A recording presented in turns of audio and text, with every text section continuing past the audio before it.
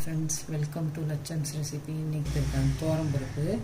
இது நல்லா 3 நாள் தான் கழுவிட்டு குக்குண்டு பெருங்காயம் சேர்த்துக்கலாம். பருப்பை வேக வைக்கிறதுக்கு துவரம்பருப்பை 1/2 ஸ்பூன் சீரகம் சேர்த்துக்கலாம். 4-5 விசில் வச்சு எடுத்தாச்சு இருக்குன்னு. இப்போ பாருங்கள் பருப்பு எப்படி வெந்திருக்குன்னு. இந்த அளவுக்கு வெந்தால் போதும். இதை லைட்டாக நம்ம கரண்டியாலே மசிச்சுட்டு காய் சாம்பாருக்கு தேவையான பொருள் புளி,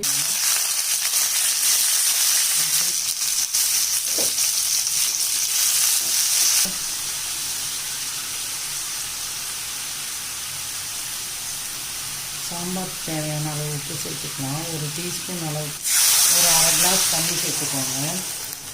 சாம்பார்